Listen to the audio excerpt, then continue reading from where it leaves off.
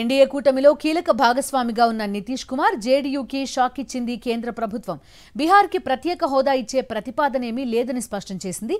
ఈ మేరకు లోక్సభలో జేడీయూ ఎంపీ రాంప్రీత్ మండల్ అడిగిన ప్రశ్నకు లిఖితపూర్వక సమాధానమిచ్చారు కేంద్ర ఆర్థిక శాఖ సహాయ మంత్రి పంకజ్ చౌధరి.